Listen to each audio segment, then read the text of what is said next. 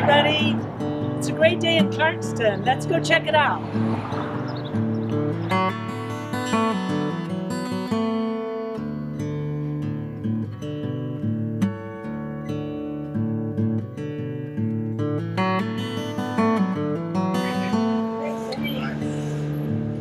Bye now.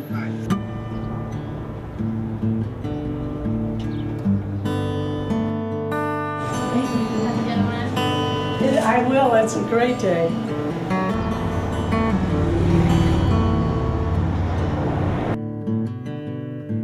There you go. You're welcome.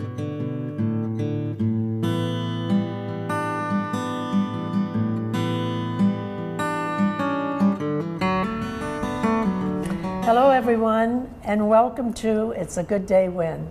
I'm your host, Lavon Upton, and today it's a good day when we have a Christmas gift fair in the neighborhood. On Saturday and Sunday, December 6th and 7th, there will be an annual gift fair called the Alternative Christmas Gift Fair 2014. It's an annual event put on by Clarkston United Methodist Church, which is located on Walden Road. With us today are the co-chairs, Lou and Brenda Dupree. Welcome. Thank you. Thank you. Thanks for coming. And I want to know why you call it the Alternative Gift Fair. What does alternative mean? The alternative gift fair for our fair means that we give the shoppers a choice.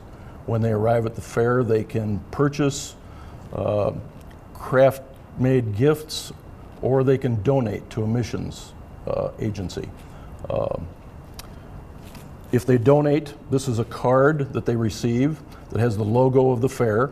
On the inside is the logo of the particular agency that they donated to, and then a few words about the mission of that agency. And they can give this to a friend or a family member in lieu of a gift at Christmas. If they make a donation. If they make a donation. Yeah. We have about 20 agencies at this year's fair. Well, first tell me what kind of gifts people will find there. Oh, we have a good time with our gifts. We have a lot of fair trade gifts, and I brought some of them today just to show you what kind of things we do have. First of all, the jewelry that I'm wearing are from past fairs that I have purchased. And is this like cloisonne? yes. Yeah, mm-hmm. that's yes. nice. From different countries around the world, all fair trade goods. This year we have hand knitted items from Nepal. And these look good for walking my dog. they would be excellent. Excellent. They're dog walking gloves, yes. Dog walking Mittens. gloves. We have woven goods, scarves, and shawls. And we have fair trade coffee and chocolate. Lots of good chocolates to sell, and tea. How does that look? Isn't that excellent? Excellent. Very stylish. Very stylish. And we have baskets for sale at different booths. We have bowls. We have ornaments from Israel. And we have marble items from, these I think are from Pakistan. But different countries around the world that we get items on consignment. They're all fair trade goods made by artisans. Now in tell these me, countries. what does fair trade mean? Fair trade means that the items are made in these places, and the artisans are paid a fair amount for what they have made. I see. What we sell, that money goes back to them so they can continue making their items and can continue making a living for their families. That's fair trade goods. And so what are some of these agencies? Name some of them. Where are they from? You said some are local, some are Africa, some are all over the world. Right, and I want to mention one more thing about our items. We do have cookies by the pound for sale, which is a favorite stop at our fair. We have hundreds of homemade Christmas cookies that are absolutely beautiful. And you come in and you get a box and you can go down, just like a bakery, and pick out whatever cookies you want to buy. So that's a real favorite Where part. Where did they come from? A lot of bakers in our church. A lot of bakers. Good. Yeah, so it takes a lot of people. Where do the proceeds from that go? The proceeds from the cookies. The cookies go to the women's organization, which goes for scholarships for children to go to camp. Okay. Okay. good. And then now to get to the countries, you ask about where these things come from and what agencies we're working with. Locally, we have Blessings in a Backpack this year that is with us, and they will be selling different items and getting donations for their organization, which has been going on for about 4 years here. Blessings in a Backpack. Let me just clarify. Blessings in the Backpack have a table they're selling. Yes, they're we have selling it booths to for raise each one of these. money. Yes. Right, they're selling items to raise money and also to get donations for their organization, which feeds children on the weekend. We have a lot of children in Clarkston that are on government assisted meals. Where do they get the items from? The items are bought through Okay. the money that they get from donations. Blessings in a Backpack is actually part of a state and national organization, but it's very strong in Clarkston, and they're feeding a lot of children over the weekends with these backpacks full of food, so it's a wonderful thing. Another of our booths will be DRAW, which is a local organization for disaster relief, and they go to different areas that are flooded or maybe been hit by storms and go and help in those areas after that happens. We also have OATS this year, which is an equine therapy place that helps youth and adults that are challenged with disabilities, and they learn to work with horses and to ride them, which helps their self-esteem. In the Detroit area, we have an organization called NOAA, which will be selling items, and their money goes to help the homeless and to advocate for the homeless in downtown Detroit. So each agency has their table and their own wares. That's right. Exactly. And their own cause. Yes. So yes, you can whatever. choose which cause is important to you, and donate to those that you want to help or buy their goods. We also get a lot of goods from a place called 10,000 Villages, which is a very well-known organization, and Serve is another one too in the United States that work with over 30 countries around the world and artisans there to bring in these goods. And they're the intermediary where they pay these artisans to make these goods and bring them in so that we can sell them for them. And then the money goes back through them to the artisans. We also have a couple more I wanted to mention. Two personal ones for the area where women have started orphanages for children in Honduras, Helping Hearts, Helping Hands, and also another one called Esther's Children, where they're helping keep children off the streets, which are wonderful organizations. So we know the money goes back to those agencies that are participating. Yes. And so how do you handle the money? Well, I guess people come in, they shop. The shopper comes in with their list. They go to the various agencies. They stop at an agency or booth that they want to purchase or donate. There's a worker at that location that marks their sheet, their shopper's list, with what they've purchased and how much, and then packs up the item in a little red basket for them. And when the shopper is finished going through the fair, there's one cash point, and they check out there. Within 10 days to 2 weeks of the fair, the agencies will receive a check for the money that they've earned at the fair. So it's easy for people to come and shop. They Very. just make out one check or one sale. Cash, check, or credit card. Okay. Well, it sounds like a very ambitious project, and it's been going on, you said, for 10 years. This is our 10th How did you fair. get involved? It actually started a number of years ago, actually over 10 years ago, when a number of us at church were concerned about the commercialism of Christmas and the craziness and the chaotic mall scene of buying things, making sure everybody, had great things for Christmas. And we just wanted to bring more meaning for Christmas to our congregation, to our families and our children. So we did some research on different ways and events that we could do to try to bring that awareness to these people. And this is what we've come up with, and we've stuck with it, and it's grown tremendously over the years, and we're very pleased with that. Sounds good. I've been to it myself, so I do know that. Well, can shoppers stop and get a snack or lunch Glad there? you mentioned that. Yeah, thanks. Yeah. We have a small cafe at the fair, and the coffee and tea is free, but we also offer chili and cornbread, walking tacos that they can carry around with them at the fair, taco salad, and popcorn. Well, that sounds pretty hearty. People can stay a long time. They can. Yeah, Right. little tables to eat at. Well, it sounds pretty successful. How much money have you raised in the past? In the last couple of years, we've raised $25,000 each year. That's the most that we've raised over the last, it's been ascending since we started. And we've done quite well. All that money basically goes back to the agencies. And with 20 agencies participating, that sounds very successful, in fact. Yeah. It is. It does. And do you have a goal for this year? Levon, we don't have a monetary goal. We never have. We would hope that we make at least as much or more because all the money goes back to the agencies. What we're really trying to do is make people realize that Christmas is for more than buying or getting expensive gifts. It's really about helping people that are less fortunate.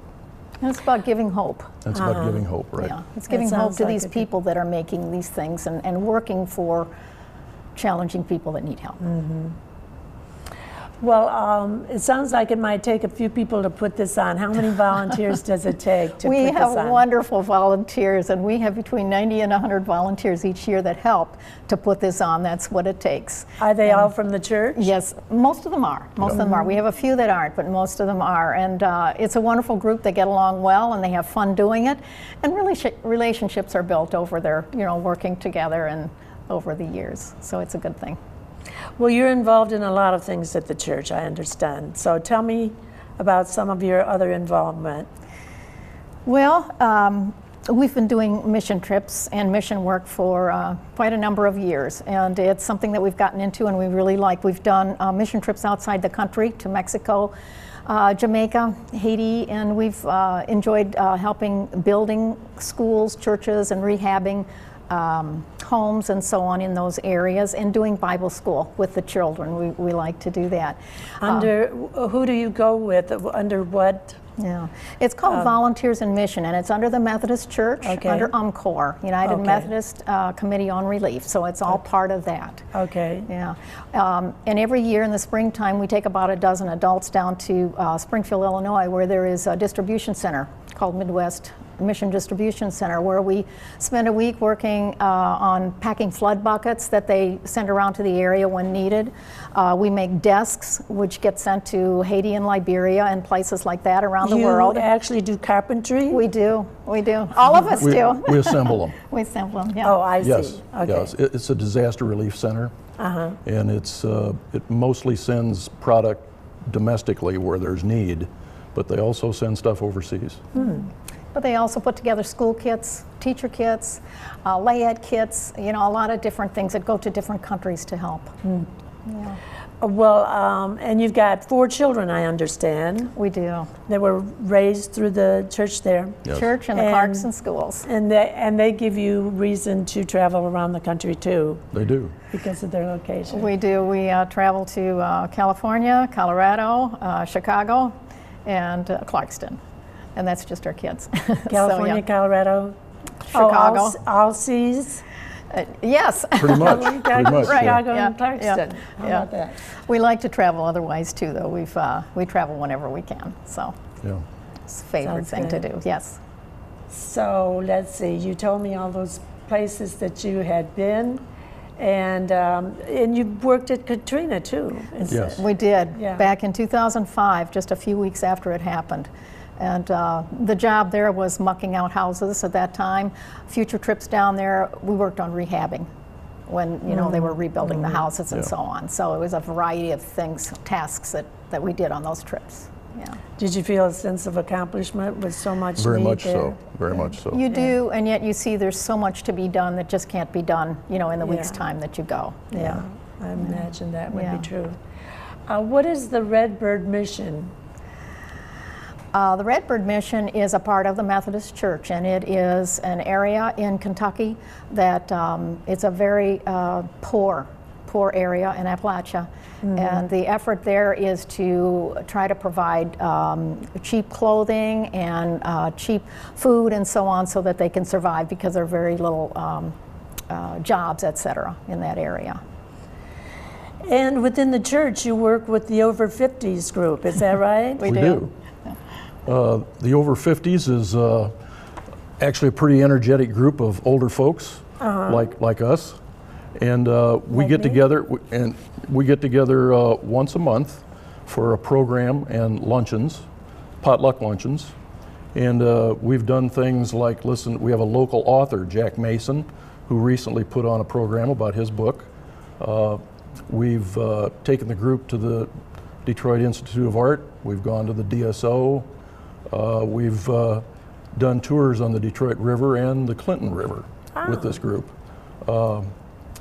We've had travel logs presented, any number of speakers. We've had Sheriff's Department come in and talk about senior scams. We have a program coming up in January about identity theft. It's a very good group that enjoys the time together. Sounds good. Just fun things. Now, did you tell me about the Youth Assistance League? I used to write for the Oakland Press, so I wrote an article about them, I remember. And at this time of the year, you're pretty busy with them, aren't you? Trying to find coats and things for them? No? Not youth assistance right now, I don't believe. Okay, Lighthouse okay. does a lot of that, and our Okay. church is very involved in Christmas connections Okay. and so on.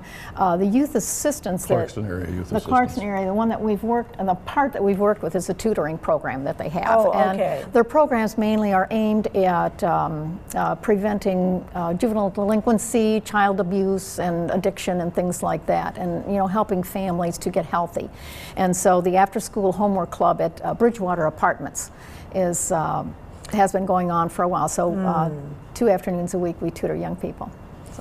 And also, as if you aren't involved in enough, you do blessings in a backpack. Oh, yeah. So Yeah. tell me about that. This is the 4th year of its existence, and I got in at the beginning. I am on the board, and I work on the inventory. I'm on the inventory team, and it's like I explained before. It's one of our booths this year that we make sure that children get food on the weekends because so many of them are hungry. We have 20% of our kids in Clarkston that are on free and reduced lunches. So these are the ones that are targeted, and if they choose, they can be on the program, take home food on the weekend, and bring back the backpack on Monday to get refilled the following week. How do you get the names of those in need? That is a very private thing that goes through the administration, Okay. through the free and reduced lunches. Well, we want you to know about the date and location again at the Clarkston United Methodist Church on Walden Road, and that's Saturday and Sunday, December 6th and 7th. And we're going to list a website on the screen where you can get phone numbers and names and information. We thank you very much for the opportunity to talk about this Yes, today, thank you, LaVon. LaVon. Well, thank This is, you. we Thank you just so much for being here. If we can give any more hope to these people that this would help, we appreciate that. Yeah, Absolutely. hope is the key word for this. Yes. Thank you. Very good. Well, it's a worthwhile cause. And the rest of you, go out and make it a good day.